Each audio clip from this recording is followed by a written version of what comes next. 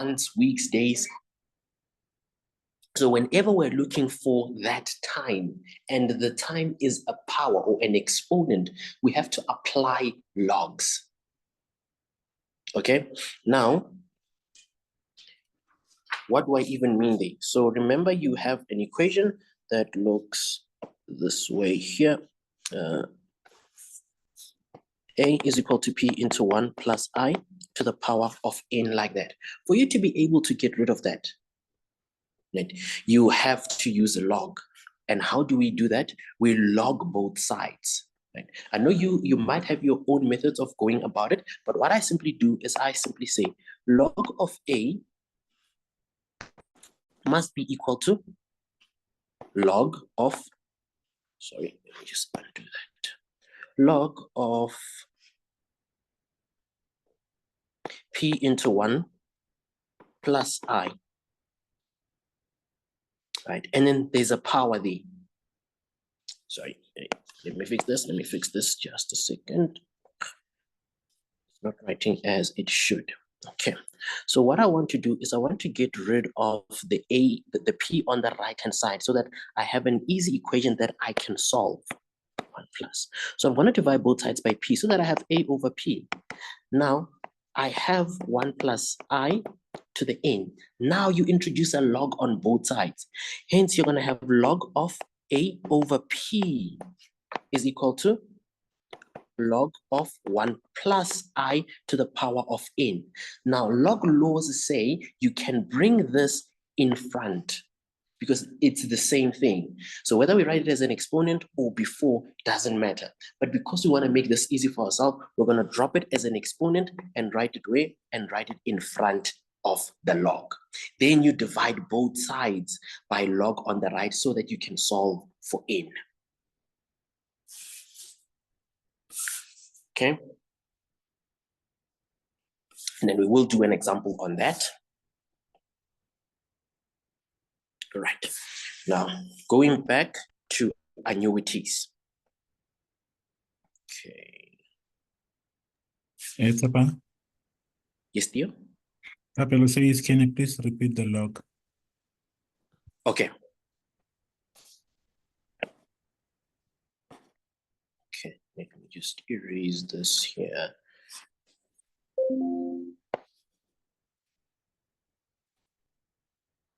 Why is this thing not working? Okay, my pen is misbehaving. Just bear with me for a second. I have no idea what's going on with this thing today.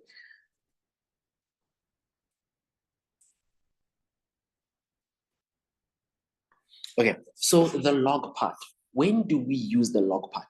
Whenever we want to find the period, the time, and it's a power. When can it be a power? It can be a power whenever we are using compound, not simple, right? Even for annuities, and if we're looking for n, that's when we're going to use logs to solve, right? The easiest one that I'm talking about here would be a compound interest formula. The formula, let me just decrease this a little bit. A is equal to P into 1 plus I to the power of n, just like that. Now, what do we want to do? We want to solve for that n. Okay, and because we want to solve for that n, firstly, we have to get rid of the P. So we have A over P is equal to 1 plus I to the power of n. Now, what do? We introduce a log on both sides. Remember, in math, they always say, whatever you do on the left, you must also do on the right. So if I said log of A over P, this must be equal to log of 1 plus I to the power of n. Okay, now the law says if you have a power like that, you can write it in front, meaning that you can put it there. So we have n log 1 plus I. We are allowed to do that. Okay, then if we say n log of 1 plus I, our life is much easier because we have log of A over P in brackets thing. Then we're able to divide by this guy here so that we can finally solve for our n. I'm hoping that is clear.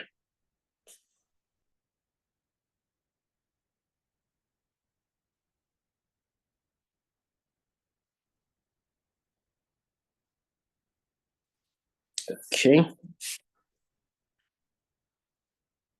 All right. Now, when do we use simple and compound interest? And then when do we use annuities? Right. So simple and compound interest work for only one payment or one deposit. Right. So you invest money now and then later you go get it out. There are no regular payments for simple and compound interest. It's usually a once-off thing. Okay, that's when we use simple and compound interest. But now, once you start having regular payments, monthly, weekly, quarterly, those kind of things, that is now an annuity. We no longer use simple and compound interest. Okay, now let's look at the future value annuity. Okay, so how I've memorized these things is I've always thought about the money. Where does the money exist? Does the money exist now, or is the money going to exist at a later stage? Right? Because remember, this future value, this present value. Now, for future value, I always say, because the money is going to exist at a later stage. So in the future, the money is going to exist later. So I'm sort of saving. Okay, the money is not there now, but it will be there at a later stage. That's when I use the future value annuity. Okay. And what is the formula for the future value? We will notice it by the letter F. If I'm zoomed in, yes. We'll notice it by the letter F for future, right? And then we have x into 1 plus I to the power of n minus 1 all over I. You don't have to memorize the formula. But what are these? So this is the regular payment that you're making. For example, let's say you are saving 100 rands every month for this year. The 100 rands that you're saving is going to be the X, right? Where are you saving this? You're saving it at a particular bank. What is that bank saying? The bank is saying, well, because you're saving money with us, we will give you 5%, right? Compounded monthly. And then you are saving for a year. So N is the number of terms, right? So don't say it's the number of years, because like I said, we could be working with weekly, monthly, quarterly, those kind of things. So here, because they said for a year, we know that N is equal to 1 year. But what did we say? They said this is compounded monthly. So how many months are in 1 year? We know we are dealing with 12 months. I'm hoping we're all together there.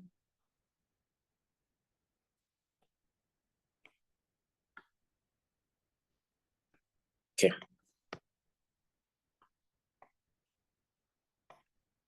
Now, let's quickly move through some of these here. Okay, so let's look at this one. So they're saying future value annuity, payments made at T0. So let's look at this. What they gave us here is what we call a timeline. So a timeline would represent what? The payments that are going into this account, right? And usually this will show you if there is a disturbance. And what kind of a disturbance? You could be adding more money than you usually do, or they could be changing the interest rate, or there could be a sudden withdrawal. So when you want to see those kind of things, what we usually do is we draw a timeline to actually track and keep record of what is going on into the account. Because creating one full equation, some teachers, some educators, I know the one that they prefer just writing one equation where they multiply with the compound. I think for me, that is a little bit challenging. That is why I like separating it in the form of a timeline and doing the calculations bit by bit, so that even if I make a mistake, I can quickly just go back and change that one mistake that I've made. Okay, so having said that, let's look at this one here. So future value annuity payments made at T0. So what does this part even mean? So this is talking about immediate payments, right? So it's the middle of the month, right? So let's say it's the 15th of, we're going to the month of August. You go to the bank, right? And you want to start saving for your future. Like I was saying, you want to put in 100 rands at the end of the month. But then you're like, I'm at the bank now and I have money now, right? I want to deposit this 100 rand that I have now. Okay, that's also allowed. Even if they say you usually make payments at the end of the month, if you have money now, you can add it, and that is a payment at T0.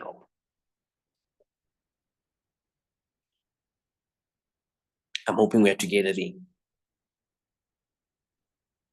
Okay, now because of an immediate payment, right, we usually add 1 to our in, like they did here.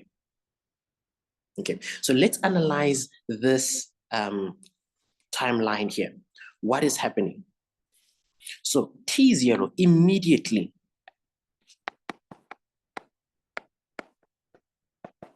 there is a payment, right? And then let's say this, so let's say T is a year. So I'll say this is year 1,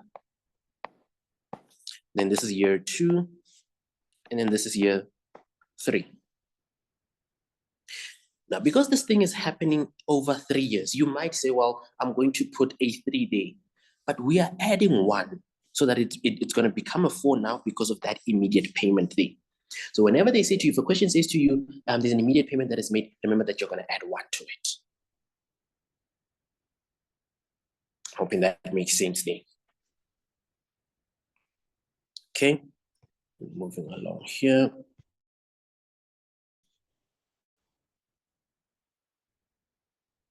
Okay, let's quickly just look at these present value annuities, right? So for present value annuities, think of it this way. Like we just explained the future, that money is going to exist at a later stage or in the future. The present value, the money is there now. The money is available now. It's in the present. Okay, usually, right, not all the time. I like to explain it this way, that when does the money exist? But usually present value will be for loans, but I don't want you to have that kind of thinking. But usually that's how they ask these questions, but don't cram it that way. Say, where does the money exist? Right. Now, quickly looking at that. So they're saying a sum of money is normally borrowed from a financial institution and paid back with interest by means of regular payment at equal intervals over a time period. Okay, so let's say you borrowed money from a financial institution. They give you the money now. You have to pay it back, right, monthly. Right? Because they give you the money now in the present, that's when you use the P formula, the present value annuity formula. Okay, and then when you go and ask for a loan, you don't expect to pay now. You don't have the money now, right? So let's say you wanted a loan so that you can start your business. Okay, so you want to get that money so that you can possibly buy whatever it is that you need for your business. Maybe it's you're baking scones, muffins. You want to buy ingredients now and then sell so that you can get some income or some profit and then be able to give the bank. So for present value annuities, usually the payments, you will not see them at T0 because that's when the bank gives you the money or whatever institution gives you the money. Payments usually start at T1 at a later stage. All right. Now the formula for present value is just P is equal to X into 1 minus 1 plus I to the negative N all over I. You don't have to memorize it. It's given there on the formula sheet. Right. The same thing, X would represent the installments or the frequent payments that you are making. Right? I is the interest rate, and N would be the number of terms. Could be years, it could be months. So don't say N is years, N is the terms. You see here, if you said years, they're actually talking about months. So N is just terms. Okay. Then I'm just going to skip that one. It's a little bit complicated. You don't have to worry about it as long as you know how to apply this formula here. And we're just going to do a question or two just to see if you guys can do these applications. Okay, then I did explain logs and nominal interest. Okay. Now, sometimes questions can ask you. Yes? Okay, there is a question. So he's been raising his hand on the chat. I don't know if we can unmute him. Yes, please unmute them. You can ask. I can't see them. Okay, I'll unmute them.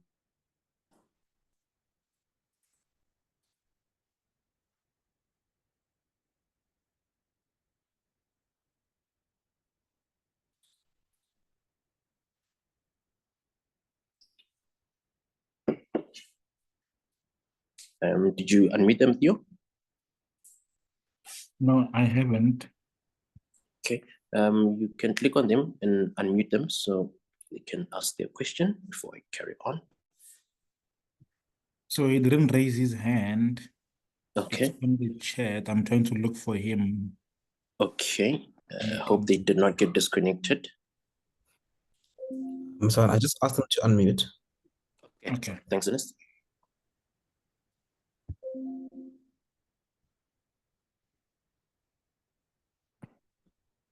Theo, was it Jorge Moses, right? Yes.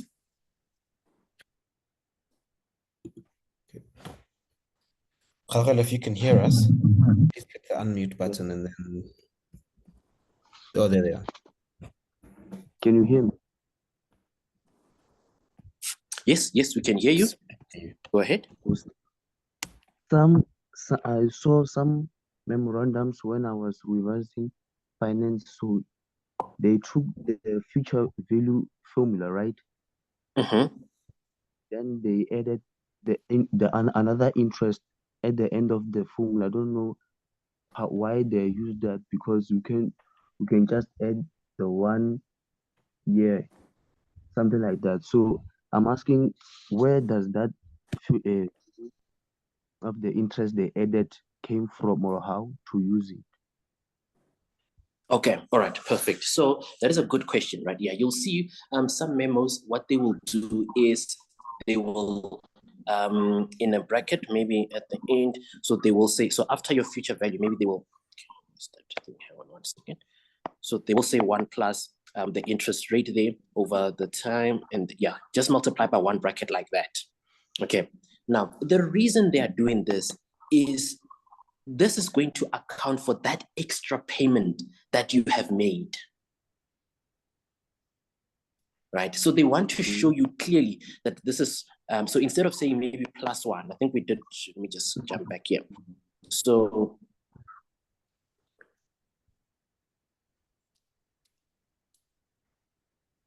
yeah, so instead of saying 4 here, what they will do is they will multiply with that bracket outside.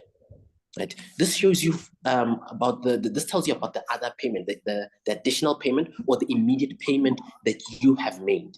But like I was saying, that it when you do it on one line, if you do everything all at once, it gets quite confusing. So you don't have to do it that way. Remember, usually there is like 2, 3, or even more ways to solve a particular problem. And I always say, if it's mathematically correct, if you've showed all your working out and it's mathematically correct, you will get all your marks. So you don't have to do it the way that they do it. If you can add a 1 there for that immediate payment, we are going to get exactly the same answer. And I'm sure you did it by adding an additional payment and you got the same answer as them, right? Yes, I did. Sorry. Yes. I think I know what Jorge is referring to. So there's a so the adding the 1, right, to the future value. So what I want you to think about, so right, is you must think about this important rules for annuities, right? So rule number 1, annuities are always in arrears. What does that mean? It means the first payment happens at T1, not at T0, right? Maybe I can put my video on so we're not staring at a blank screen, right? So the first thing is annuities are always in arrears. Let me do that. There we go. So it means that the first payment happens at T1, not at T0, right? So if the account is open today, the first payment happens 1 period later. If your account is monthly, it'll happen a month later. If it's quarterly, it'll happen 3 months later, etc. Then when you're dealing with the present and future value annuities, how do you deal with sort of irregular or unplanned payments? For present value, I think Tsapang mentioned it earlier on as well, just to recap, and then I'll come to your specific case. So, and just so that you don't confuse the two. So the first one is that if you're dealing with present value and there's a payment done at T0, so instead of paying a month later, I pay immediately. If it's a present value calculation, usually it's going to be a loan, not always, usually. You treat that as a deposit. So you just minus that from the loan amount. If it's a future value calculation, what you need to do is then you add the one, right? You go n plus 1 at the end. What your question sounds like is, and I think this is a question I was looking at recently, is that it's not an extra payment that happened in a future value calculation. What happened is that, remember again, the other rule you need to think about for annuities, the last payment always happens at Tn. So the last payment happens on the last day of your profile. Then you find that the person, maybe let's say it was an investment, right? Future value was an investment. They didn't withdraw the money at the end of the period. So what they might have done is they put the money in for 5 years. After their last payment, they waited some time before withdrawing. And that's what you need to do. So basically, it's like saying, do the future value. Here's my final amount that comes out.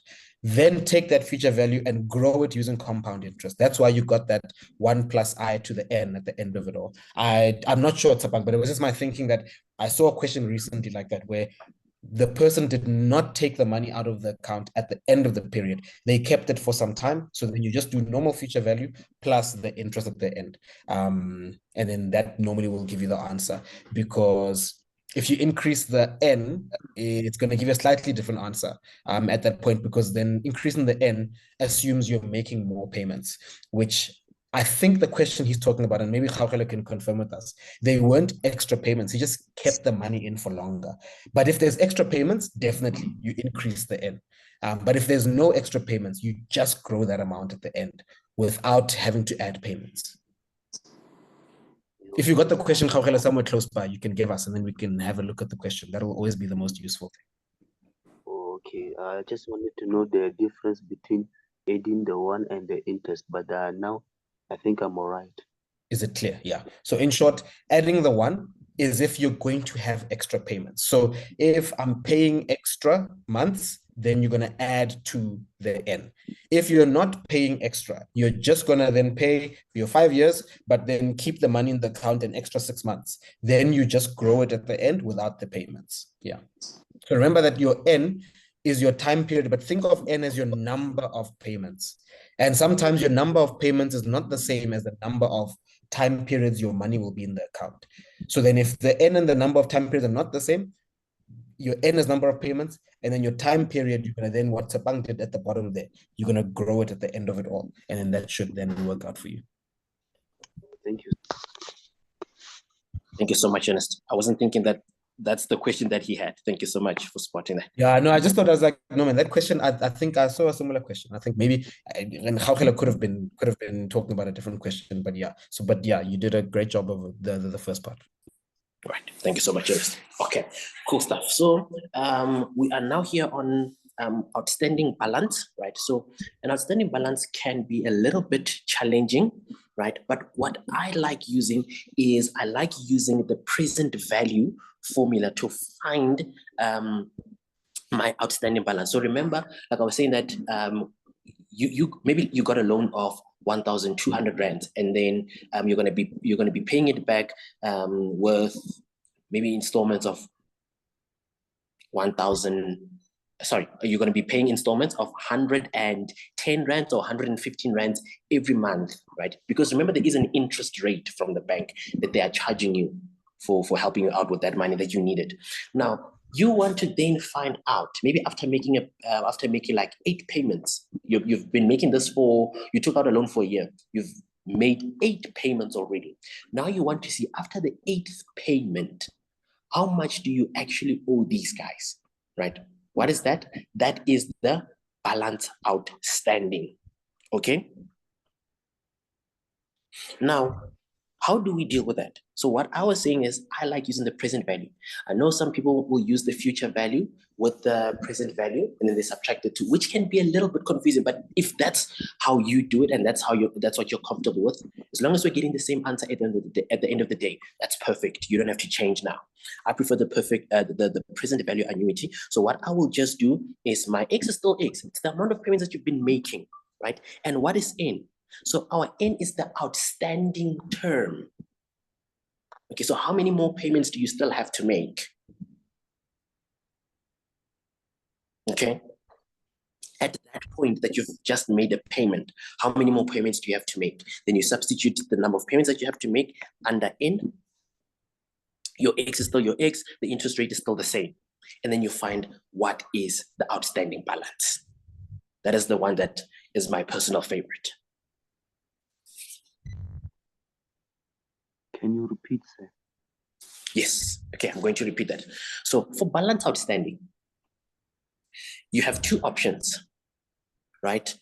So the two options that you have is you can either use the present value annuity to find out how much you actually owe them at a certain time period, or you can pair it with the future value one. Now, if you use, like myself, the present value to find the balance outstanding, what you just have to do is you have to use the present value formula, but for N, right? Your N is the outstanding terms. So if you are making payments for a full year, but you've only managed to make 8 payments, but you haven't missed anything, right? So you've been consistent with your payments. Every month you've been making a payment for 8 full months. At the 8th month, after making that 8th payment, immediately after making it, you want to see, how much do I owe these guys? What do? Use the present value formula. Now your X is the payments that you've been making into that account, or to the payment that you've been making to them. And then N is how many more months do you still have to pay them? That's the N that we're going to put here. In our case, we said it's a year and we've just made the 8th payment, meaning that there are 4 more payments that are left. So in our case, there's going to be a 4 there. Right? The interest rate is the interest rate that they have charged you. And then you just calculate our work. Then you get the present, then you get the outstanding balance. And I think that one is the easiest for me. You may continue, sir. Yeah. All right. Perfect. Then we're going to move on to sinking funds. Okay. So quickly talk about a sinking fund, right? When do we use a sinking fund? What is a sinking fund? So let's say you have a maybe a transportation business. Okay, you're transporting school kids, right? Let's say you have a bus that takes school kids to school every single day, right? You've used this bus for 5 years. It's been working. It's not giving you any problems, but you don't want it anymore. You want to buy the latest model of that bus, right? So you've used it for 5 years. So when you bought it, let's say this bus, when you bought it, was 300,000 rands. Remember, as you use it, its value goes down, right? So it loses some value. So after 5 years, the bus is not going to be worth the 300,000 rands that you bought it at. It's going to be worth a little bit less, right? Now, that depends on how fast it depreciates. It is machinery after all, it will depreciate. You might find that it's actually now worth 100,000. It might be 80,000. It depends on how fast it's been depreciating. So after 5 years, you want to sell it. Let's say you're able to sell it at 80,000 rands so that you can buy a new one. But the very same bus after 3 years, right? So let's say you are now buying a brand new bus after the 3 years or the 5 years. It's not going to cost you the same amount of money that it costed you when you initially bought it. It's now costing more because of inflation. You know, as we grow up, so the price of bread last year versus the price of bread this year, it's not the same. It keeps on increasing, and that is just the way of life because of inflation. The price of petrol last year versus the price of petrol this year, it's not the same. So this year you want to buy a brand new bus. It's not going to be 300,000. It's probably 400,000 or 450,000. So what I'm going to do is initially, a bus costed you 300,000. Okay, you've used it for 5 years.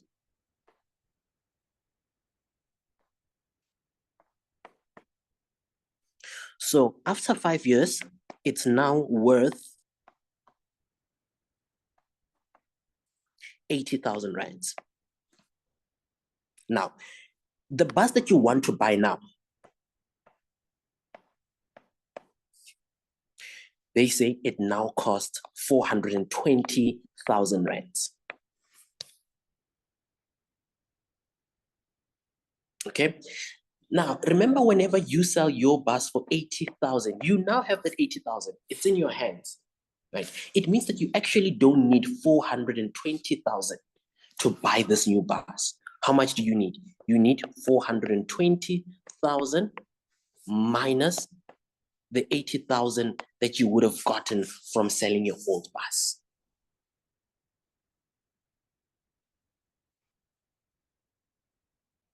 Are we all together before I continue there? Okay, now, if there are no questions, I think we're still on the same page. Now, It's about yes, Moses had his hand up again, so I don't know if we should unmute him. yes, you can unmute him. Please help with that. Okay, I asked him to unmute.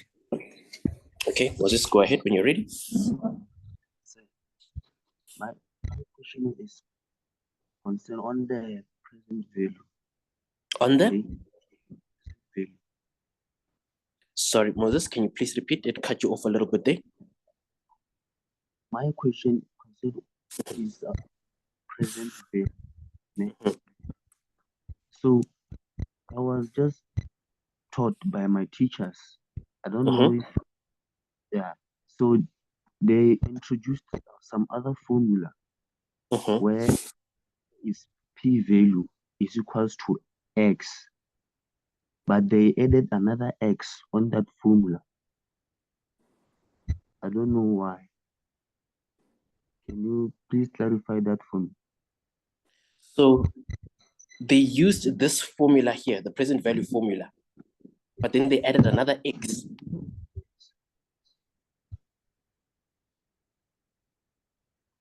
And where, Moses, where did they add this x? Right after that x, right after that x. So right after this x here, they added another one. Okay. Are you sure that's what they did? Because my fear is that if you have x and x, you are saying x squared now. Unless, Ernest, maybe you understand what he's saying a little bit better than me. No, you're not multiplying them. We are adding them. You are adding an x. Yeah, I'm not sure on my side. I think, Jorge, if you can maybe send a picture in the chat of what that formula looks like, maybe we can help you understand. And also, it might also help to know what was the question you guys were doing. Because remember, sometimes when you're doing a particular question, you might want to manipulate a formula to make it work for your question. So we just need to double check what that might have looked like. So if you can have find information, then what we can do, send it in the chat. We can maybe address it during the Q&A session. But for now, I think it becomes difficult to really answer it without knowing what the context of it was. Now you can continue. I'll keep. Okay, perfect. Thank you. All right. So as I was saying there, that now you need money, but the money that you need is not the 420 because you have 80,000 from selling that old bus that you used to have, meaning that you actually need 340,000 rands to buy a brand new bus. Okay, now remember during that time when you've been using the bus, you've also been saving money, right? So it's great practice to, if you're going to be going into business, you're going to be using machinery, stuff like that, right? Don't just use up all the money. Save some of the money so that you can replace your machinery at a later stage, right? And that's how sinking funds usually work. So we're saying, as much as this one is deteriorating, the old bus is deteriorating, it's going to be less after 5 years. And after 5 years, new buses are going to be expensive. What do I do now? I set up a sinking fund. I save money, right? I know that after 5 years, what I'm going to need is 340,000 rands, right? Of which I'm not going to have as cash after 5 years. I'm going to make some deposits monthly, quarterly, or semi-annually, so that after 5 years, I have this amount. Then the question will come and say, well, if you want to have 340,000 rands after 5 years, right? And you're going to be making monthly contributions in an account that is earning maybe 10%. How much money should you be contributing per month? Right. Then we know, because this money is not here now, it's going to exist at a later stage. What do? We're going to use a future value to then find out how much we need to be contributing for us to be able to get 340,000 rands after the 5-year period. Okay. I'm hoping that is clear. I'm going to quickly jump. If there are questions, you guys will let me know. Okay. I jump to this one here. I'm hoping it's clear. Okay. I want us to quickly look at this. So they're saying Mrs. Ndlovu invests 15,500 for exactly K years. It shouldn't be a problem. So we don't know the number of years. She earns interest at a rate of 9% per annum, compounded quarterly. So that's very important. I'm going to immediately highlight this. Compounded quarterly. This is also very important. K years, that's important as well. At the end of K years, the investment is worth 33,400 rands. Right. Calculate the effective annual rate of Mrs. Ndlovu's investment.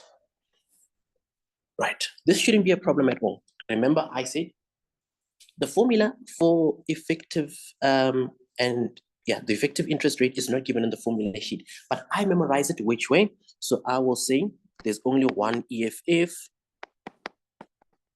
Okay, then this is equal to 1 plus the power of M, just like that. That way I remember the formula. Now let's substitute what we have. So it'll be easy for us to just take the one over to the other side. Now it's just algebra. So I effective equals to 1 plus. So let me just put this in brackets and say minus 1. Just take this one over to the right-hand side. Okay, the 1 is just 1. What is the nominal interest? The nominal interest is going to be 9%. Right? Personally, I don't like converting it to decimals. I will write it as a percentage. Remember, your Casio calculator does have a percentage side that you can always engage, so that you don't say 9 over 100. But if that's what you like, you can put it that way. But remember, you only round off the final answer in finance. So all the other answers that you're finding in between, if you have a lot of decimals, at least write maybe 5 or 6 of them, so that you have a more accurate answer at the end. So 9% over, what did they say? Compounded quarterly. How many quarters in a year? It will be 4. Okay. Then my M will be 40.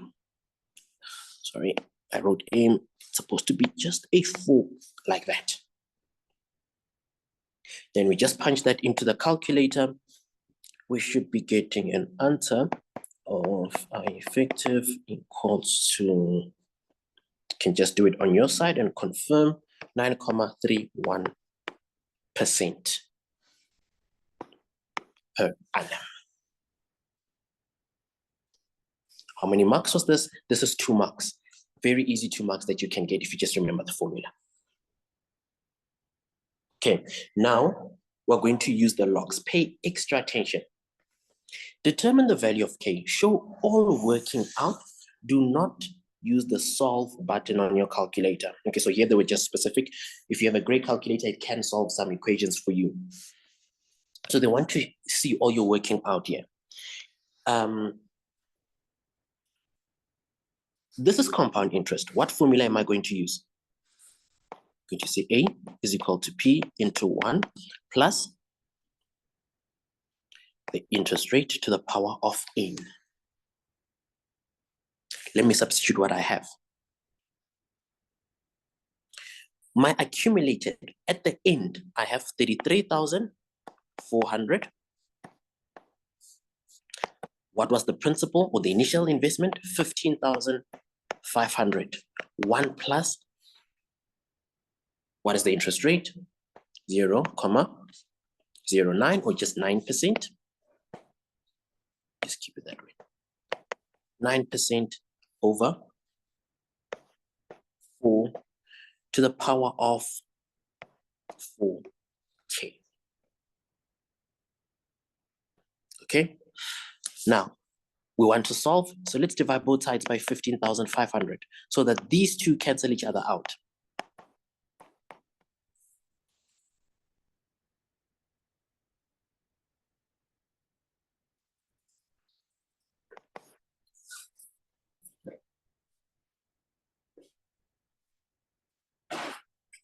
Okay.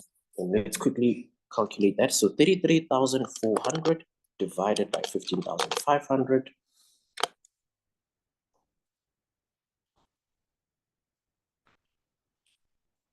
Okay, I'm gonna keep it as a fraction so that I don't lose any points there. So what I'm going to do is I'm gonna just say simplify to 334 over 155. This is equal to, let's try to find this on our calculators. So 1 plus 9% over 4. That gives you 409 over 400. This is to the power of 4K. Okay, now what do? Introduce logs. Whatever we do on the left, we do on the right. So what I'm going to do is I'm going to put a log. Let me change my color. I can put a log there, but because I've put a log there, the rule says I need to do the same on the right-hand side. Now, the next step, so this I'm going to keep it as it is. Log of 334 over 155 is equal to, the rule says this can come in front. Okay? So it'll be 4K log of 409,400. I'm hoping we're still together there. Now, what do we want to do? We want to finally find K. So I'm going to divide both sides by log of 409 over 400. So that these two cancel each other out. It's just algebra. Just gonna wrap these two in brackets, just like that. Whatever I do on the right, I need to do on the left. Log of 409 over 400. Just like that.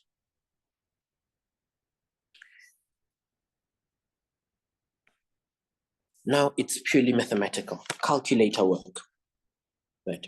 So fraction button, then put your log on top. So log of fraction again. So that'll be 334. You can just do it with me quickly so that you can confirm my answer over log of, or if you have a different method, you can use your method and then we can just compare our answers at the end.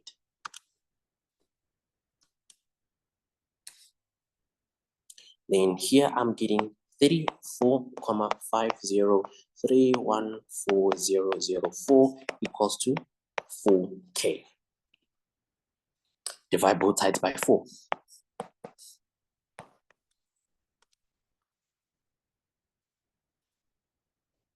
In my K equals to 8,62578,501. Okay, what did they say? Yeah. We found the value of K using logs. If you have a different method that you used and you got the same answer, that is perfectly fine. Any questions? Are we good in the chat? Yes, you're good. All right, perfect.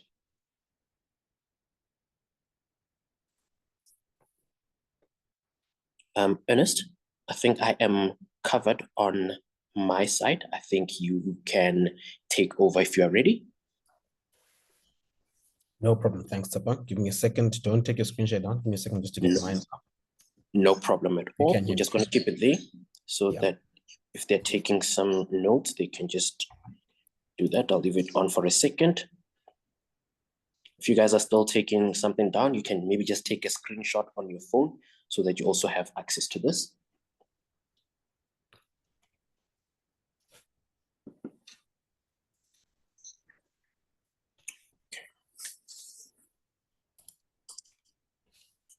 You can cancel my share whenever you're ready, Ernest.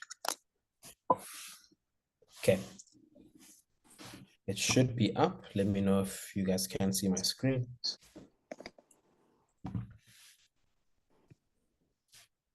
Just going back to Zoom, I'll tell you now. Yes, we can see it. That's fine. Give me a second. I just want to just quickly adjust it on TikTok, just so that I think our screen ratios are slightly different. I'm going to just adjust it for my one on TikTok, and then I'm going to get going. But thank you very much, Tabang, for that. Really appreciate it. Nice, awesome, insightful lesson. I'm going to just pick it up again. Past paper questions, covering more problems, more like what you'd face in your final paper, right? But thanks a lot to Tabang for that. If there are no questions for him, then I'm going to pick up and then we'll keep going. Awesome, guys. Fantastic. So the question we're looking at now is going to be question 6, which should be on your guys' screens. And question 6 goes as follows, right? It says 6.1, the cost price of a car is 635,000 Rand. The value of the car depreciates according to the reducing balance method at a rate of 15% per annum. Calculate the value of the car exactly 5 years after it was bought. As you guys know, I like to read my questions twice and see what information I can pull out, right, from what I'm reading. So the first thing I can see there, the cost price of a car is 635,000 Rand. That is some important information I can pull from that. The value of the car depreciates. That's an important piece of information. According to the reducing balance method, that's important information. At a rate of 15% per annum, calculate the value of the car after 5 years, right, that it was bought. Now, quickly, I want you guys to tell me, right? Before we break this down, let's quickly have a look at what each of these things would mean. So we know that in this case here, we're going to calculate depreciation. What does it mean if they tell us we have to use the reducing balance method? Please post in the chat. What does it mean when they say we must use the reducing balance method?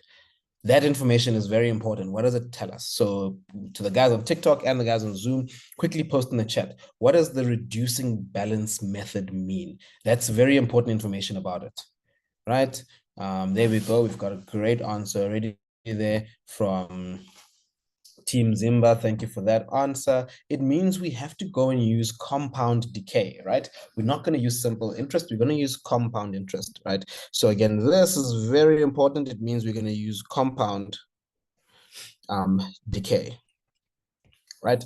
And that is important. So then when we deal with compound decay, the formula for that is going to be A is equal to P open bracket 1 minus I close bracket to the power of N. And then let's quickly find out, right, what are we needing to solve here? So the question is asking us to solve the value of the car after 5 years. So that's that value of the car. Let me put that in blue. The value of the car there we're trying to solve is this value of A. What other information do we have? Let's quickly go and look. We need to find the P, which is the principal value. There's our P, the principal value that we need to deal with, right? We do it in a slightly darker green. There's our principal value there. We need to find our I, right? And that's going to be the rate, 15%. So I is going to simply just then be that 15% that we're dealing with. So there's our I. And then we need an N. The N is going to be right there. The 5 years is going to be our N. So we've got everything we need to solve the question. Let's plug our values in and then solve it. So I'm going to go and say A is equal to, we said P is going to be 635,000 into 1 minus our I, 15%. So you can write it as 15%, or you can write it as 15 over 100, completely up to you, to the power of n, which is 5. And then you can take that and plug it into your calculator. I want you guys to tell me what answer you get. Out there, you guys are very quick. Thank you so much, Kakelo and Lesejo. Thank you, Tali. You guys are giving great answers there. The answer you guys get is correct, 281,752 and 87 cents, right? So our final answer, 281,752 rand, comma, 87 cents. Nice, easy, nothing too challenging. Let's move on to our next question and see how that one goes, right? So we've got there, a loan of 50,000 is to be repaid in 48 equal monthly payments. Payments start 1 month after the loan has been granted. The interest rate on the loan is 16.75% per annum compounded monthly. Calculate the value of the equal monthly payments. So let's quickly go back and try and figure out as much information as we can pull from this. So there's a loan that's happening of 50,000. So there's an amount. We need to figure out something about that amount. Is to be paid in 48 equal monthly payments. That's a very important statement. Payments start 1 month after the loan has been granted. That's also important. Interest rate on the loan is to be 16.75% per annum, compounded monthly. All right, so this is very, very, very important. When we hear 48 equal monthly payments, what do we need to know immediately? What kind of calculation are we dealing with? Post in the chat as soon as you guys know. When they say 48, if you hear equal monthly payments, so right, equal regular payments, what kind of calculation are we dealing with there? If you're dealing with equal regular payments, what are we dealing with there? Post in the chat quickly the type of calculation we're going to be doing, right? Bentle then on TikTok said present value. Kakelo said present value annuity. Awesome, guys. So exactly what I wanted us to hear, the word I was looking for is annuity, right? Annuity is important. When we're dealing with annuities, annuities are any kind of financial structures where we're dealing with equal and regular payments, right? Once we've done that, you guys already answered my next question. You guys are that smart, which is now, is it going to be a future value or present value annuity? As Tapang mentioned at the beginning of the session, it's very important to look at where does the lump sum exist, right? So what do I mean? So the big amount of money, in this case, 50,000 Rand, where does that 50,000 Rand exist? The 50,000 Rand exists today, because if I take out a loan, it means I need that money today.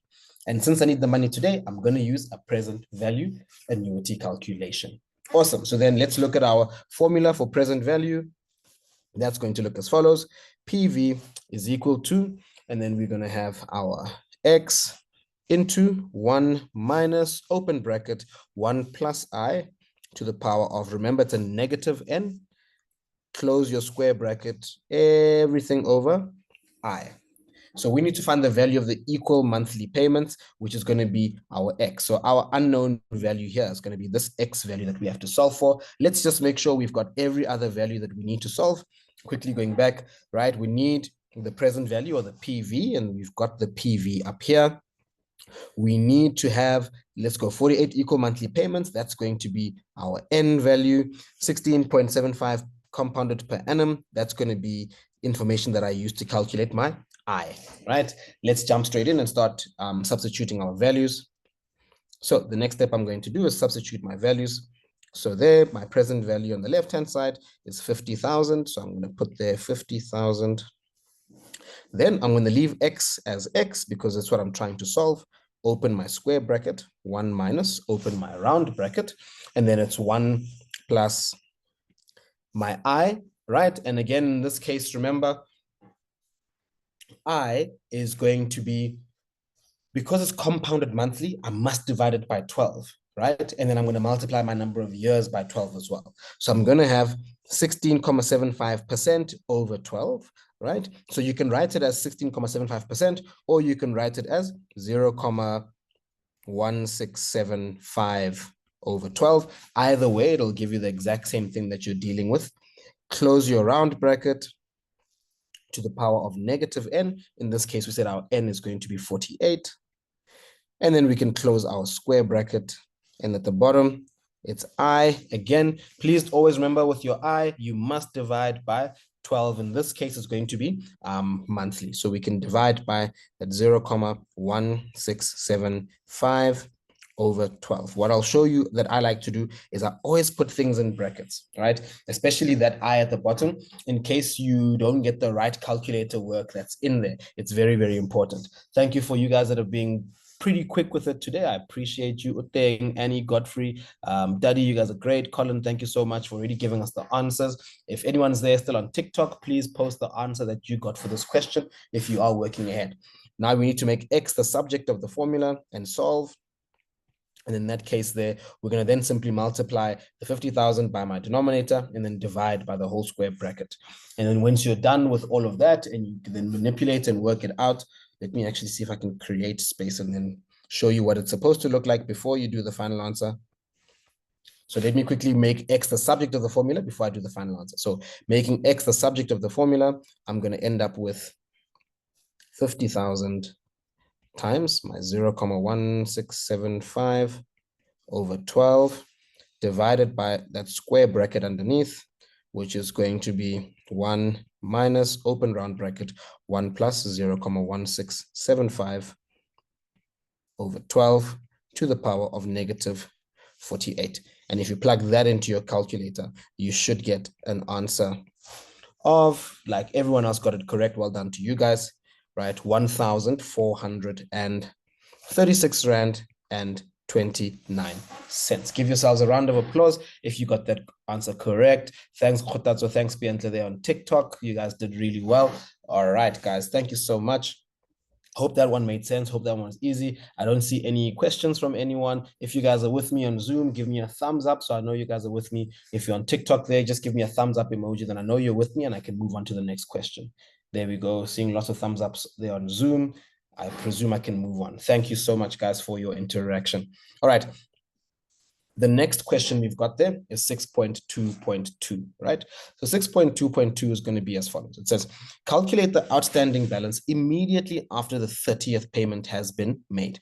Give your answer to the nearest rand. So I'm going to spend a little bit of time on this question because Tsapang did ask, he explained it really well, the two methods for doing balance outstanding, but I did feel like there still were some questions. So I'm going to do both methods so you can see them in action as to how those two methods are played out, right?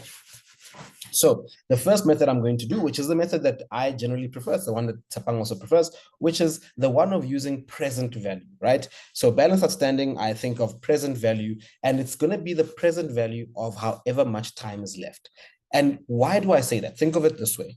If I take out a loan today, right? A loan of whatever, 50,000.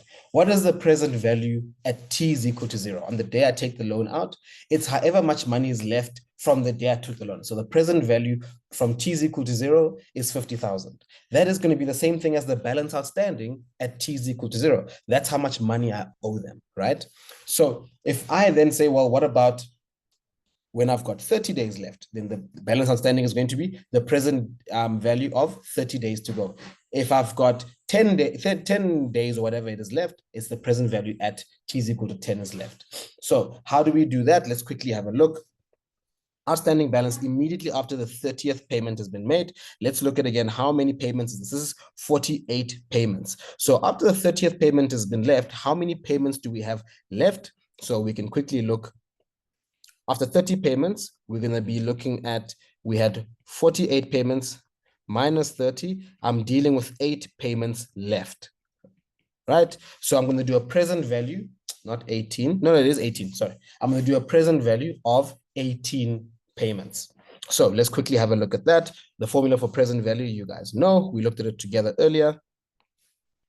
That's PV is equal to X, open the square bracket, 1 minus, open round bracket, 1 plus I to the power of negative and close square bracket divided by I.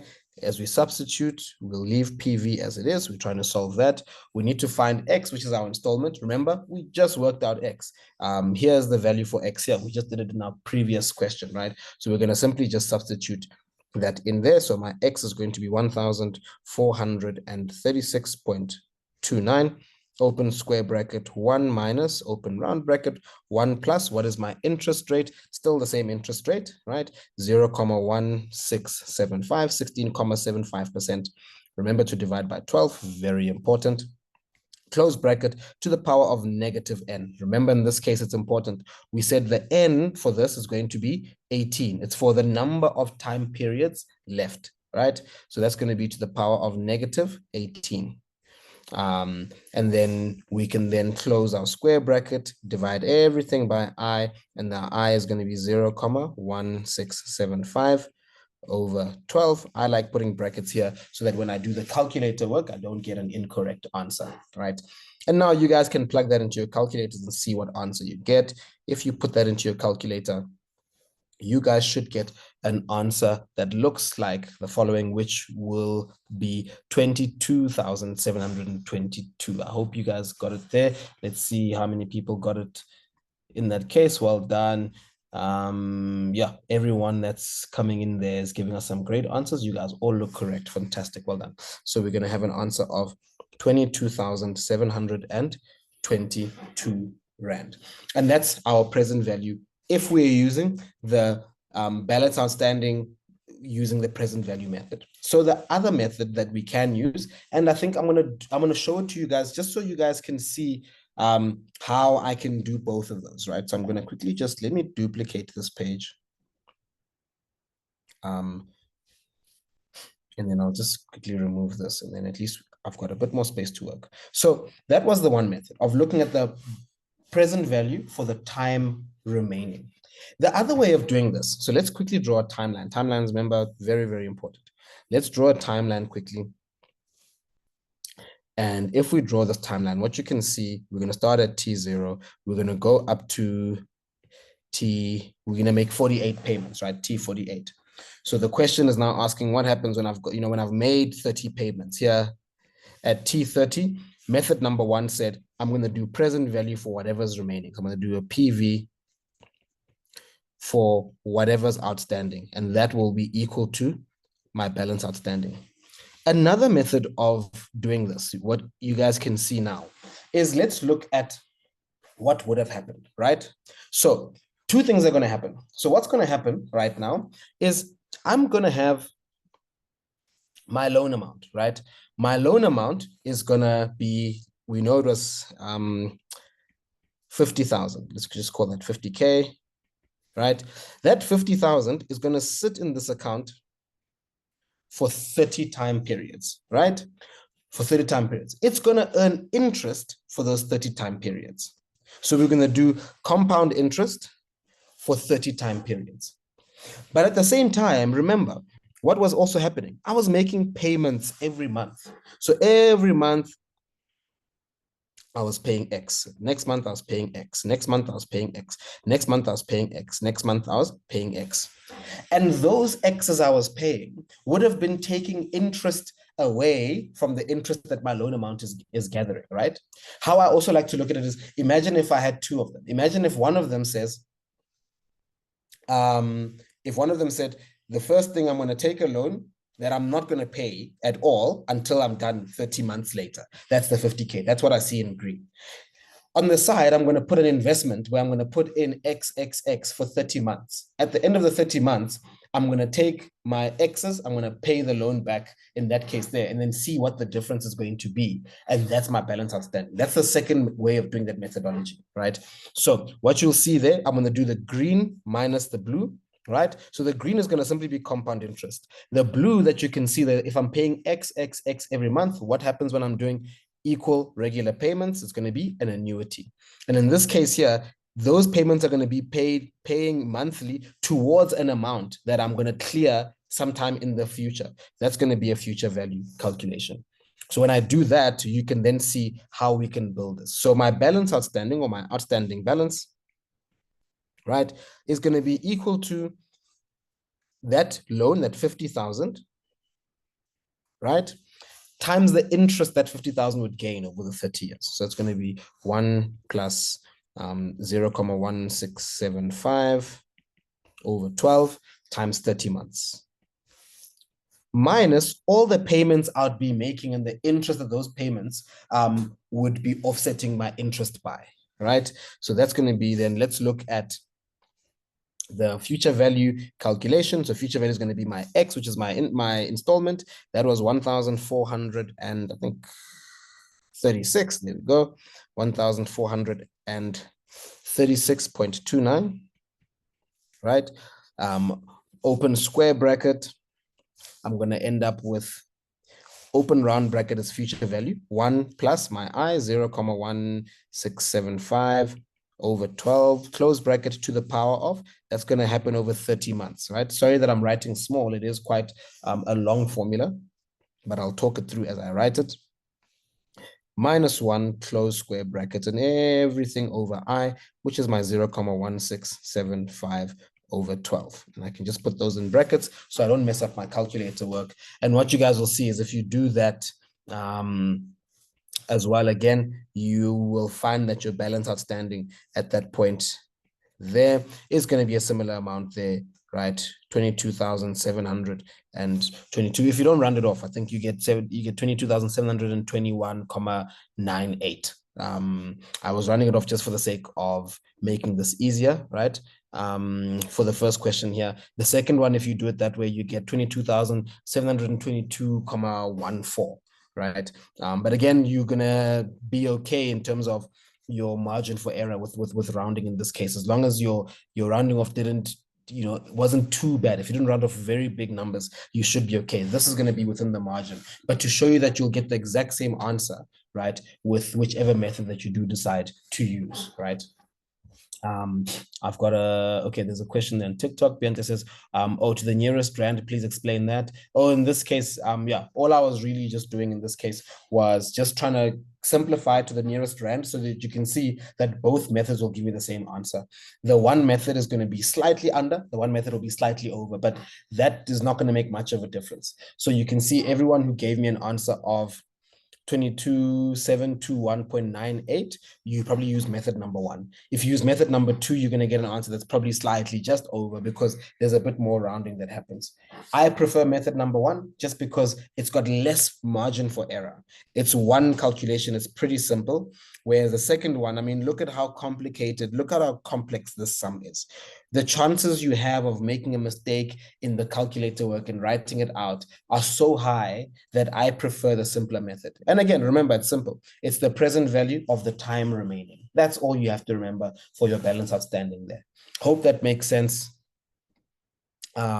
in terms of that case, then how to do that particular question. Guys, please refrain from annotating on my screen. It does cause a lot of disruptions when we are trying to do this question here, right? When you're annotating like that, it doesn't appear on your screen only, it appears on everyone's screen who's watching, including my screen as I'm writing. So please try and avoid doing that. Awesome. Cool. Hope that makes sense. If it makes sense, either of the two methods, you don't have to make them both make sense. If any one of the methods works for you, just give me a thumbs up in the chat or use your reactions, even on TikTok as well. I really appreciate it. And then we can have a look at that. Thank you so much for all those reactions.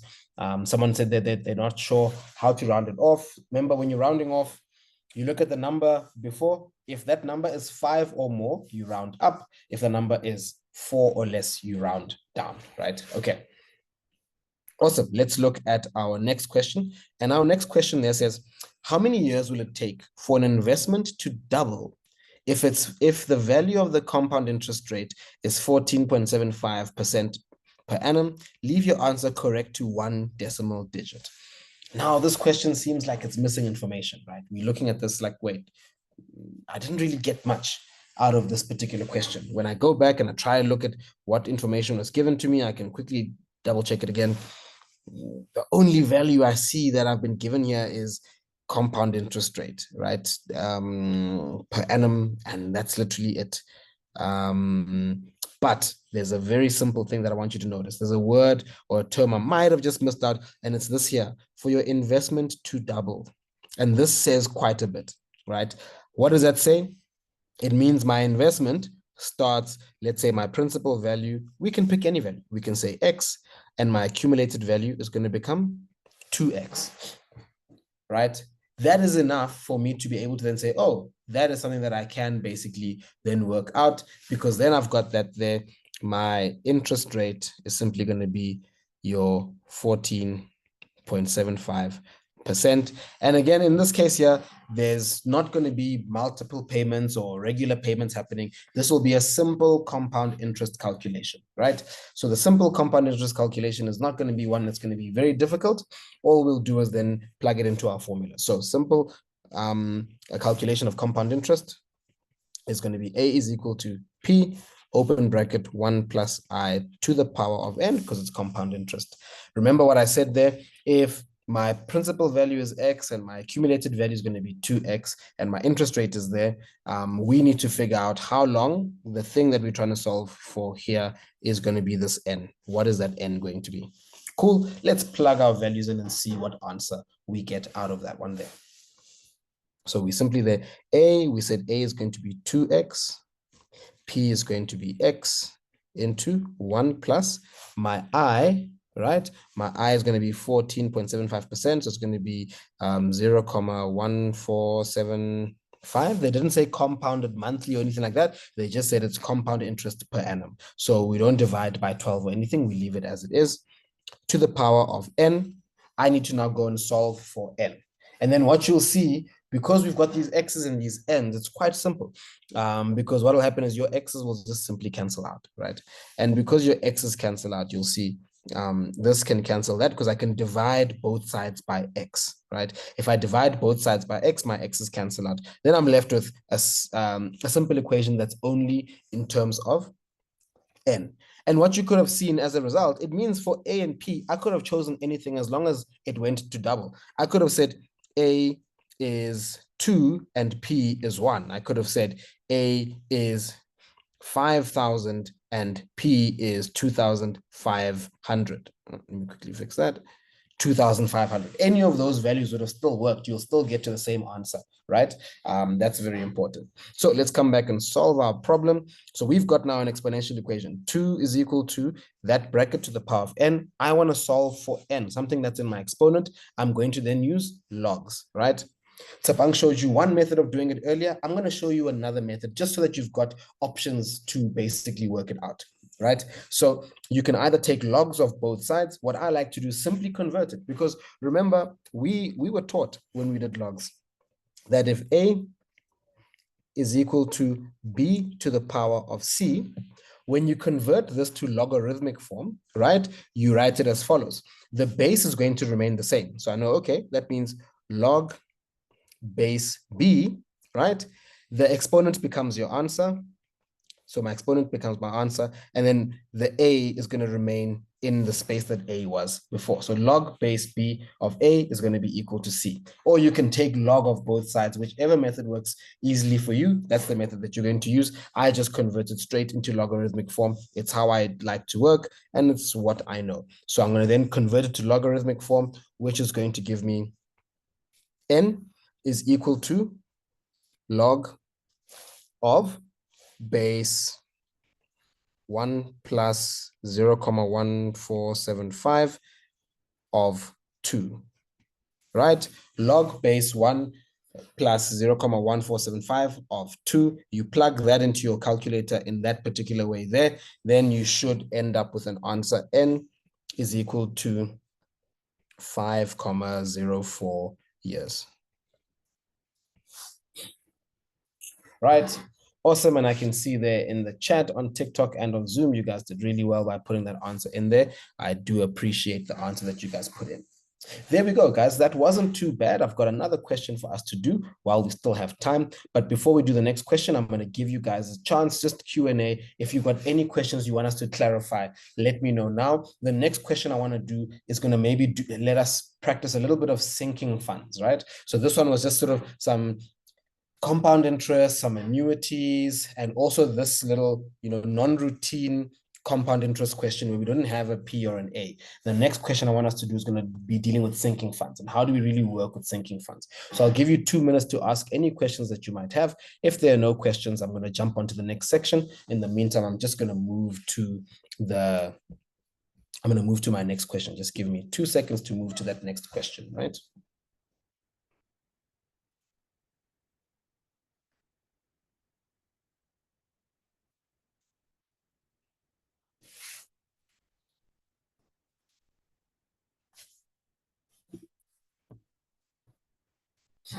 Awesome.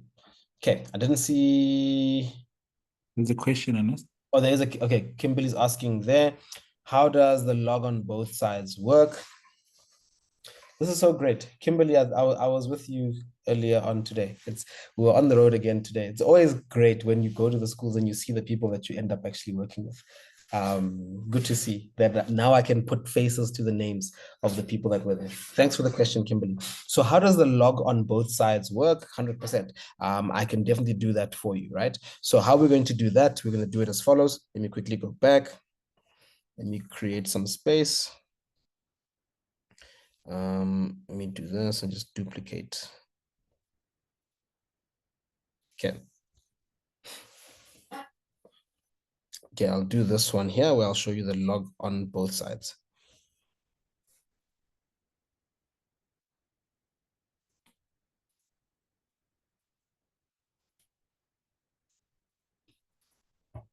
Okay, so in this case here, so I'd take it from that step where I've got, I've just canceled out my x's. So I'm going to take logs of both sides, right? So I'm going to then have log of 2 is equal to the log of that 1 plus, let me actually even simplify that. It's going to be log of 1,1475 to the power of n, right? And then when I've got the logs of something that has an exponent, I am allowed to bring that exponent in front of my log, right?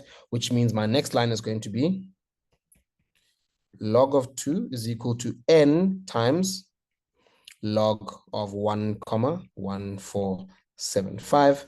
And then I can basically then put n by itself, make n the subject of the formula, right? Where then n becomes log 2 divided by log of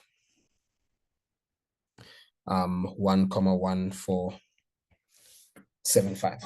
And then if you do that, that's the same thing as taking log of both sides. And when you've done that, put that everything on the right-hand side into your calculator. And then what you'll find is with that, you'll get the same answer of n is equal to 5,04. Yes, Kimberly, I hope that makes sense to you. If it makes sense, give me a thumbs up, then I know I can move on. Fantastic, thanks, Kim. All right, let's quickly go to our next question, right? Cool. So question 6, on the 2nd day of January 2015, a company bought a new printer for 150,000 rand. The value of the printer decreases by 20% annually on the reducing balance method. When the book value of the printer is 49,152, the company will replace the printer.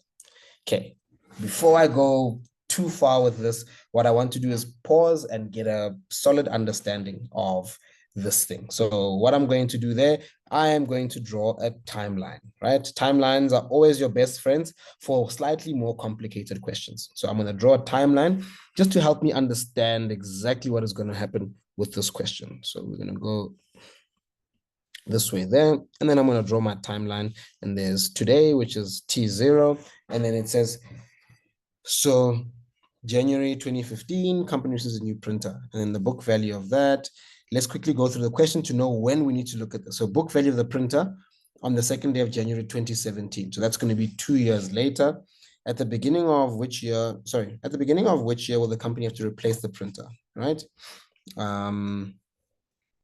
That's that one there. We're not quite sure. The cost of the print of a similar printer will be that at the beginning of 2020.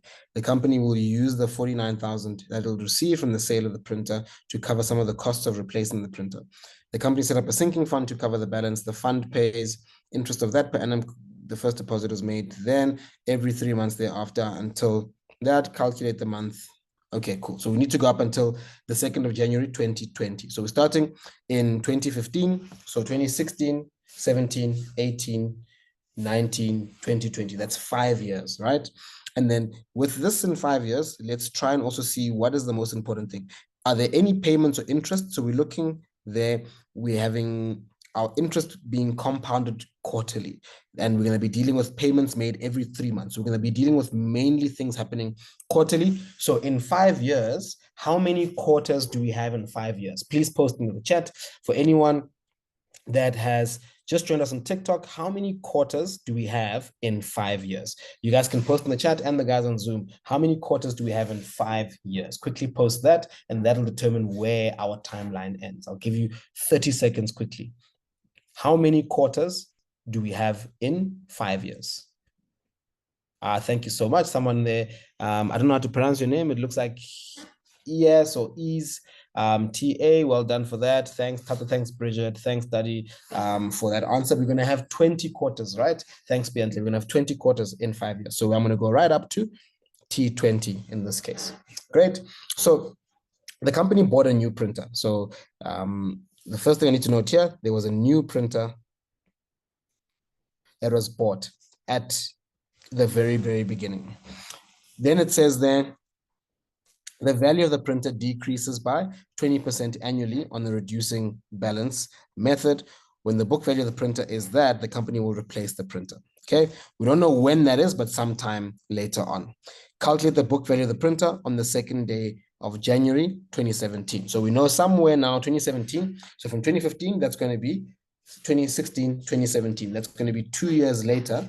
It's going to be replaced. So that's going to be 8 quarters in. So T8, right? We're going to need to look at the book value. Something happens there. What is the book value of that printer? So some place here, I need to calculate the book value here.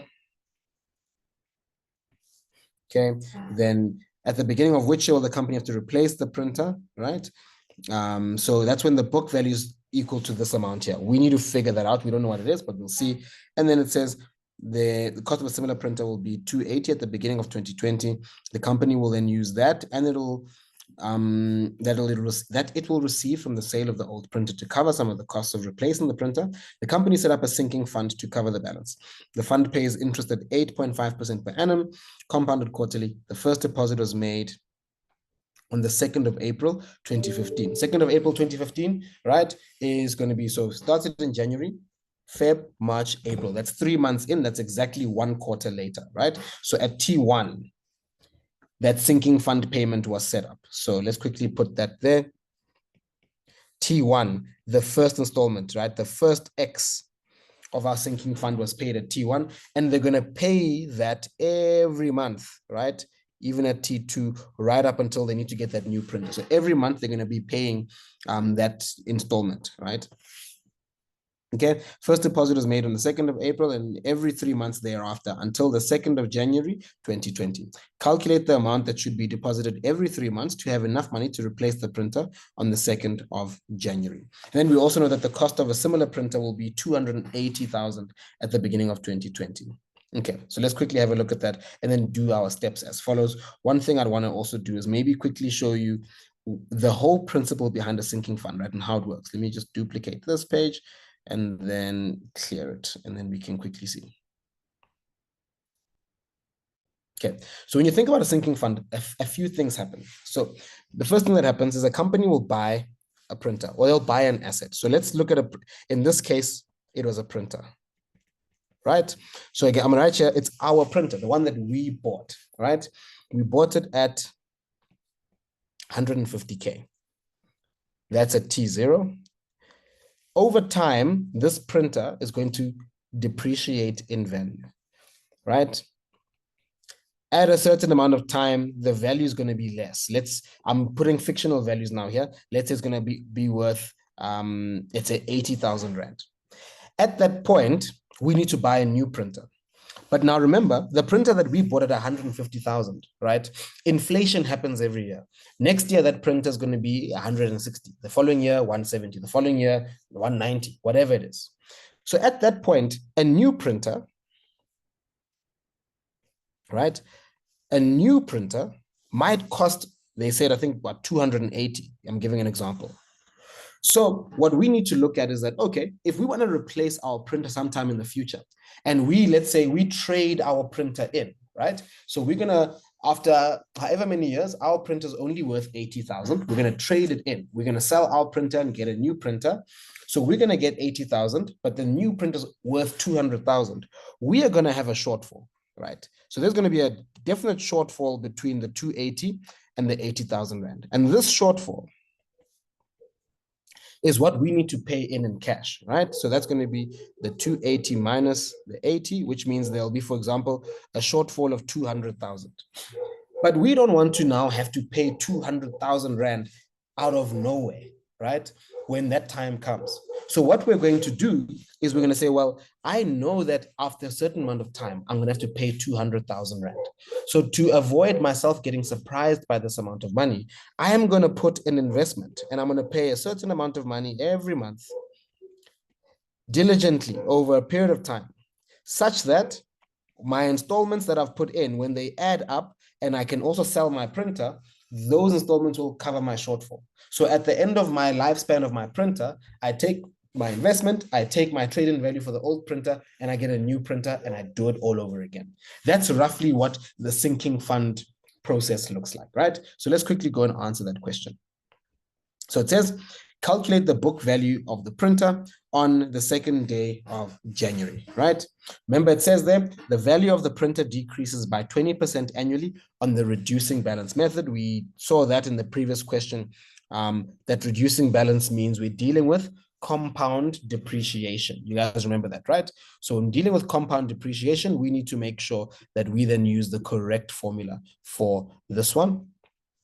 And what is that going to look like? We're going to be looking at this following formula. So compound depreciation, we've got A is equal to our principal value into 1 minus our interest rate or our depreciation rate to the power of n, how long it's going to take that to happen, right? So let's quickly work that out.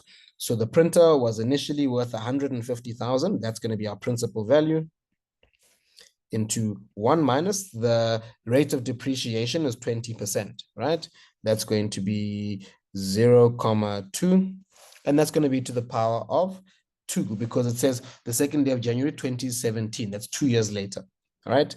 And in this case, I'm not going to use the quarters because the quarters was going to be for my investment later on. For now, it's just depreciation, and it said it depreciates annually. The value decreases annually at 20%. So I'm going to just deal with years. My n becomes 2. You take that and plug that into your calculator. You should get an answer, right, of 96,000 Rand. That's what the value of my printer is going to be after 2 years. So if I go back to my timeline, I had a printer that was new, 150,000 Rand. 2 years later, that book value or that value of my printer, that's going to only be already 96,000 Rand, right? At this point here, 96K, that's 2 years later, right?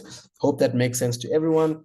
I don't see any questions, and thanks, Kgaugelo, there for giving us that answer.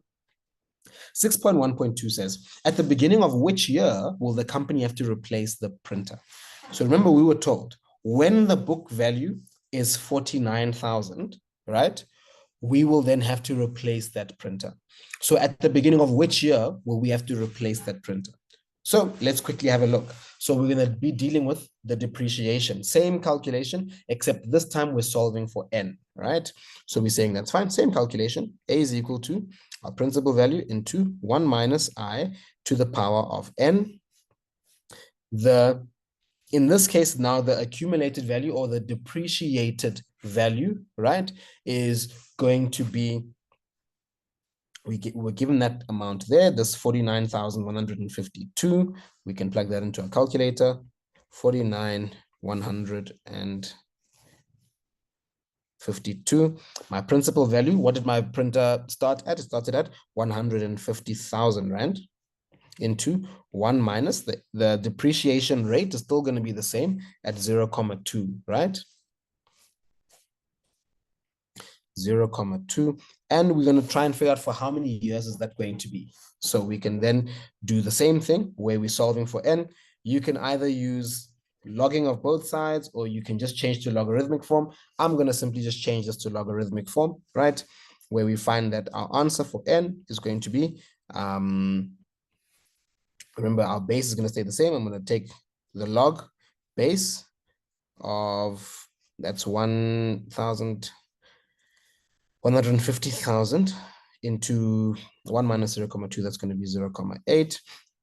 and that's going to be down to the log of 49,152.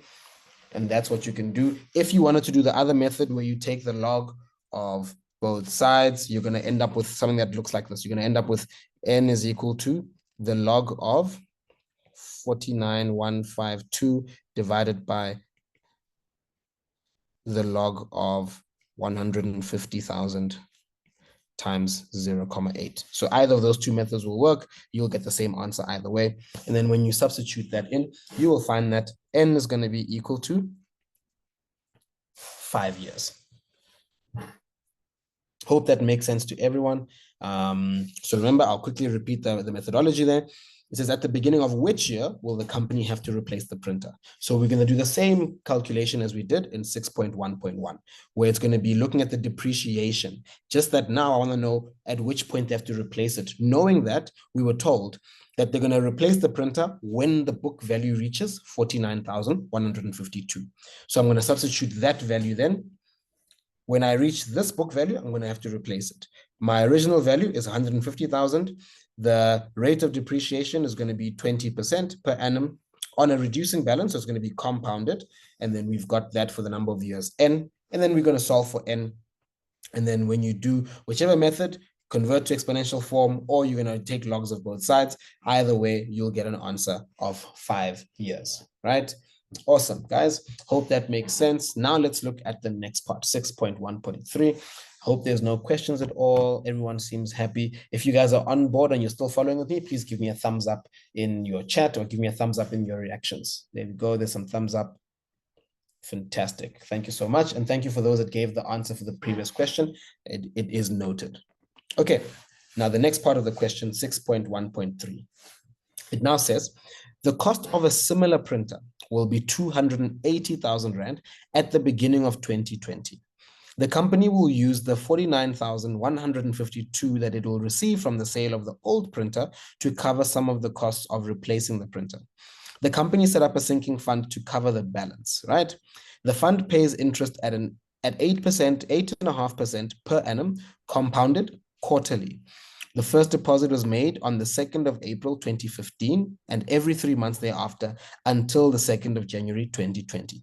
Calculate the amount that should be deposited every 3 months to have enough money to replace the printer on the 2nd of January 2020.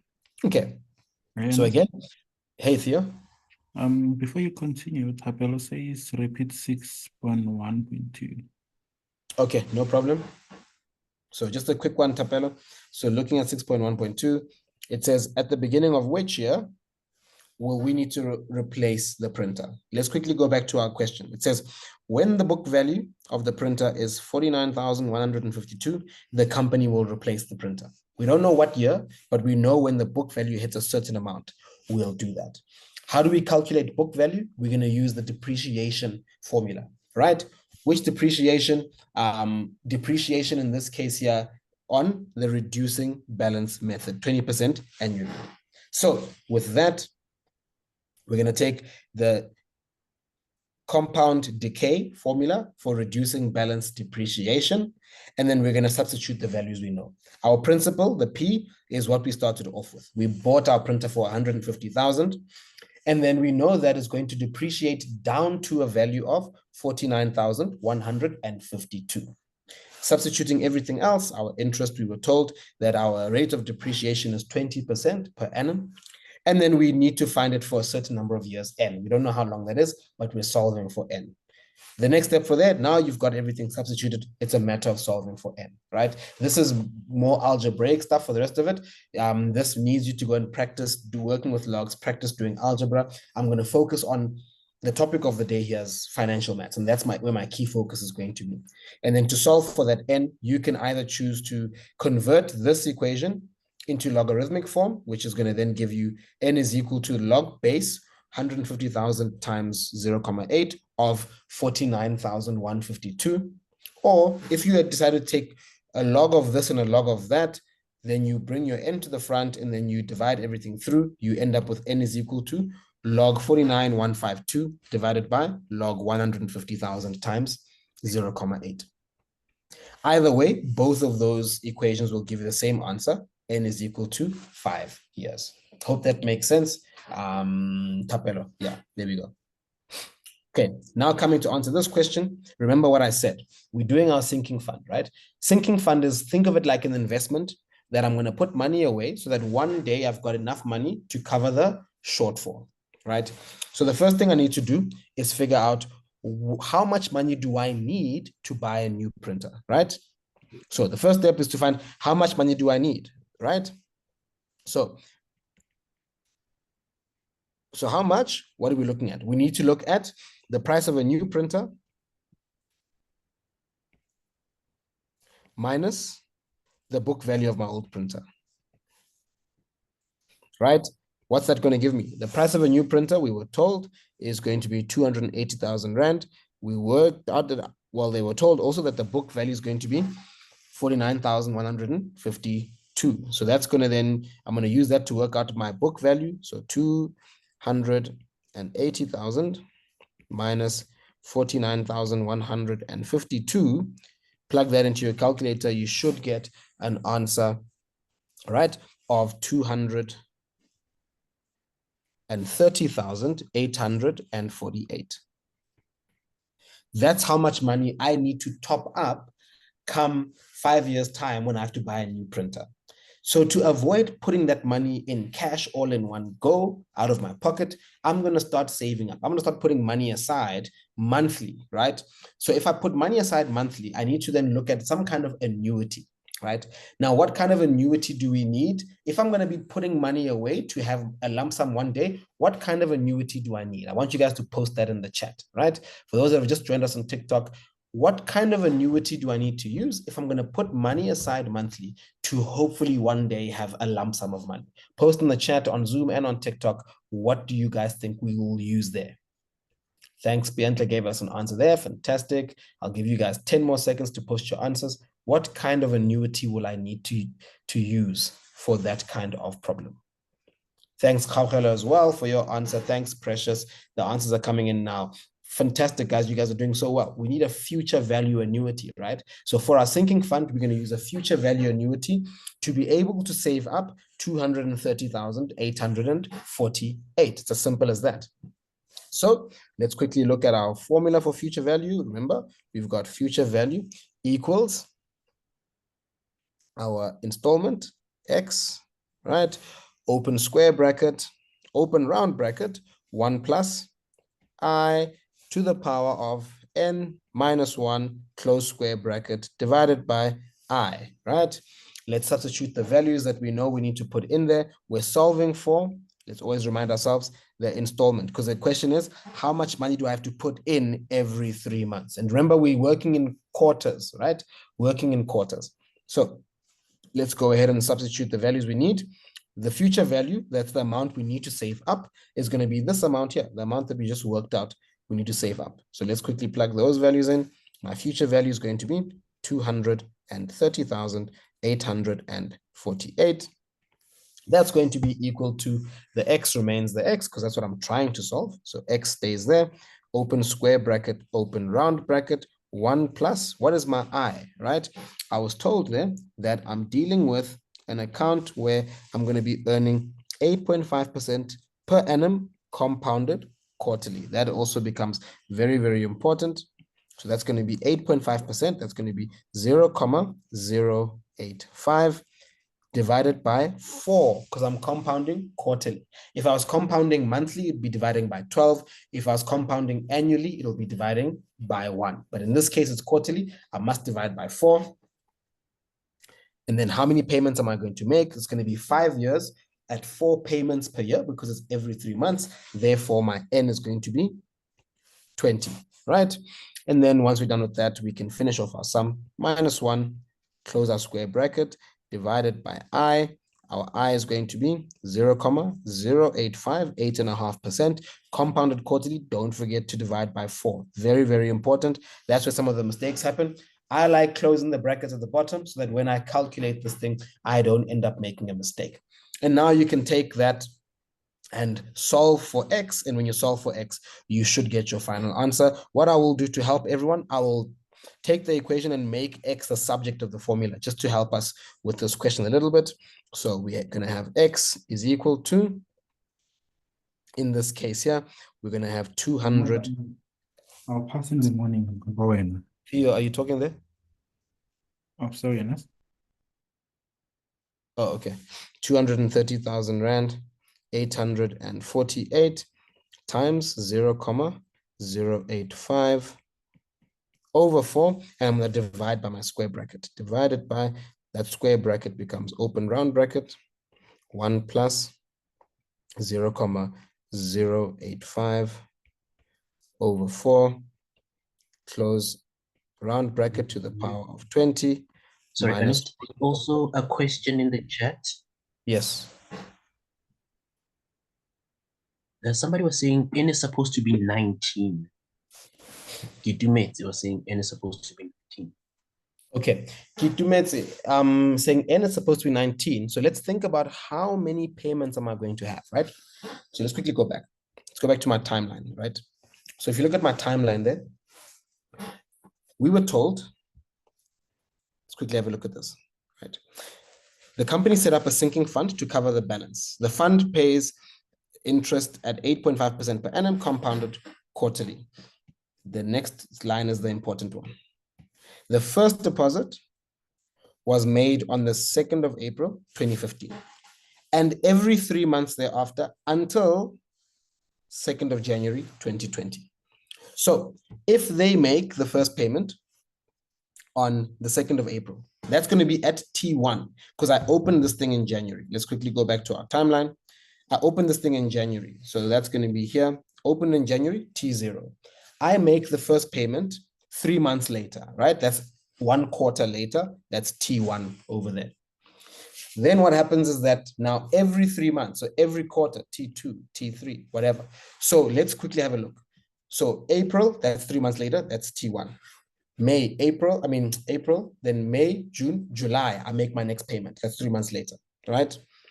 August, September, October, that's my third payment, right? T3. November, December, January, that's my fourth payment. So my fourth payment was going to be in January. I'll have 4 more payments till the next January, 2016. 4 more payments till the next January, 2017. 4 more payments till the next January, 2018. Another 4, 2019. Another 4, 2020. That's 5 times 4 payments. 5 times 4 will give me 20. So please note, very, very important there, who posed that question, the answer there, your N has got to be 20, because if you calculate and you count your payments, it's 20 payments, not 19. Very, very important. Okay, then you can take that X, substitute all of those values in, and when you solve for your particular installment, you should get an answer that looks like, let me quickly look at my calculation as I do it. I get 9,383,26. Okay, cool. Thanks, Khawkhelo. You gave us a great answer there. That's the correct answer, 9,383,26. So that's how much money this company's got to put in every month for the next 5 years to avoid having to pay that 280,000 Rand, right? And also when you put the trade-in value, the trade-in value is going to be 80,000. No, not 80,000, that 49,000 Rand, which will bring it down a little bit, and then at least it'll help them in that case there. Awesome. I hope that makes sense. If you guys are with me, give me a thumbs up there in the chat. We are at nearly 8 o'clock. I've got one last question to do, and then we are going to wrap up for the rest of the day, right? Okay, so let's quickly look at 6.2 as our final question. Lerato wishes to apply for a home loan. The bank charges interest at 11% per annum, compounded monthly. She can afford a monthly installment of 9,000 Rand and wants to repay the loan over a period of 15 years. She will make the first repayment 1 month after the loan is granted. Calculate to the nearest 1,000 Rand the maximum amount that Lerato can borrow from the bank, right? This is going to be fairly standard kind of question, because now she wants to borrow money from the bank. The money needs to exist right now for her to borrow from the bank, right? So what kind of annuity are we going to use there? Post in the chat quickly. What kind of annuity is Lerato going to use? Is it going to be a future value or a present value annuity? I'll give you guys 10 seconds. Thanks, Precious. Thanks, Eddie. Thanks, T. Thanks, Biantle. Thanks, Gabriela. Fantastic. You guys are all doing well. We're going to be dealing with a present value annuity, right? So in this case here, we'll be doing a present value annuity. And let's look at again. Remember our present value annuity. The calculation is going to be X into open square bracket, 1 minus open round bracket, 1 plus I to the power of negative n, close square bracket, everything over I. Let's make sure we know all the values that we need, right?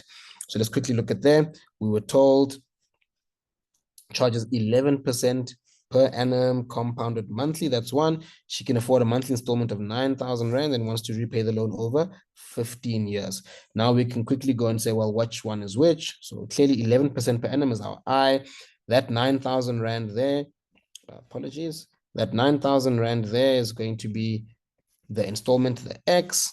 That 15 years is going to be something to do with our end, compounded monthly. We at least have the values that we need to try and figure out. It's a very straightforward kind of question. Let's substitute and see how we can do this, right? We want to calculate how much money she will qualify for. So that's the PV. We're trying to solve for this. The X, which is our installment, we know she can afford 9,000 Rand every month. Open square bracket, 1 minus, open round bracket, 1 plus. Our I, which is our interest rate, was 11% per annum compounded monthly. So I'm going to do 0.11 over 12. I'm compounding monthly. Close that bracket to the power of 15 years. But remember, it's 15 years, but now it's got to be the number of months, the number of payments. 12 payments a month for 15 years. It's 12 times 15 should give you 180 to the power of negative 180. You can then close that square bracket and then come down right to the bottom to the power of I. And then our I is going to be the same as we had above, 0.11. That's 11%. Remember, it's compounded monthly. So you got to divide by 12. I put my brackets in so I don't make the mistake when I'm entering it into the calculator. Fantastic. Let's quickly have a look and see if you put that into your calculator, what answer you get.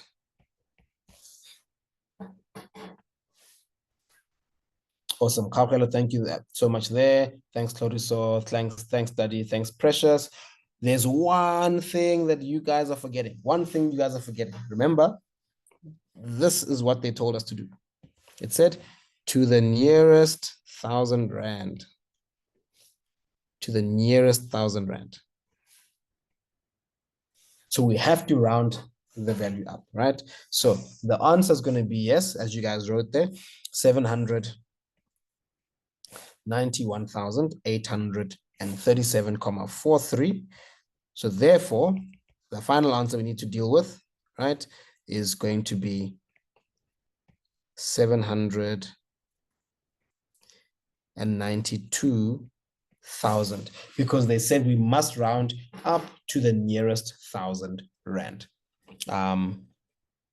Sorry, what did it say? It said, yeah, given to the nearest 1,000 Rand, the maximum amount that she can borrow from the bank. Okay, sorry. So it's not 792.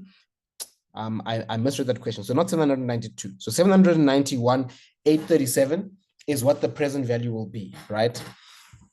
So if I went to 792, she would need to pay more money monthly. She'd need to pay just over 9,000 to get to 792.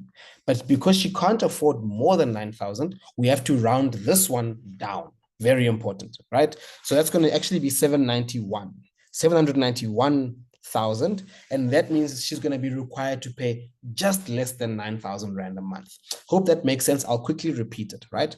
So the question says, how much will she afford, the maximum amount that she can afford to borrow from the bank, right?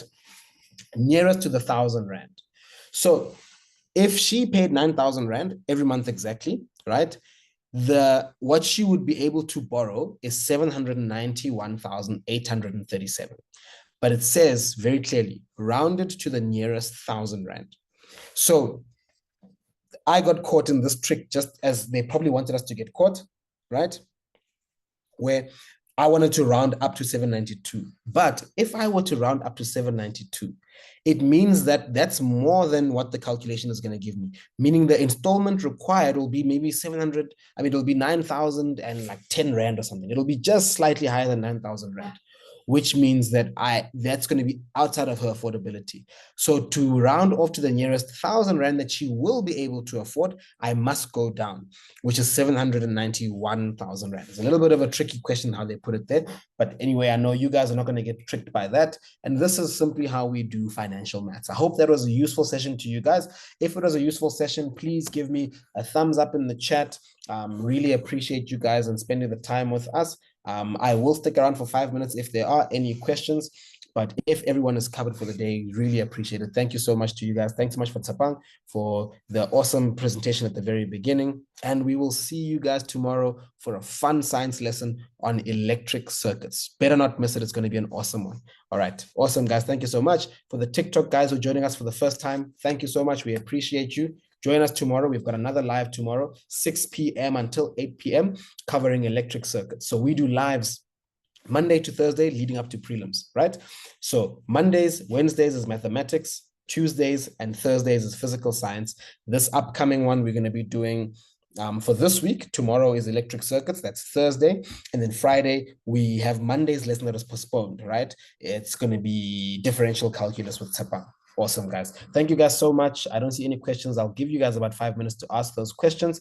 But yeah, please make sure you are there. Bianca says that they might not be there tomorrow. That's okay. We're going to put a recording of it on our YouTube, right? So if you missed the lesson, and let's say you guys are on TikTok and you're watching us and you missed the lesson, don't worry, don't panic. Go to our YouTube page. If you're on TikTok, just go to our profile. You'll see a YouTube link right there, and then you'll be able to do that. And if you guys are watching on TikTok and you aren't following us yet, please smash that button, follow us, share our page with your friends. We've got lots of awesome content. Go to our page right now and you can see lots of other content that we are using and are really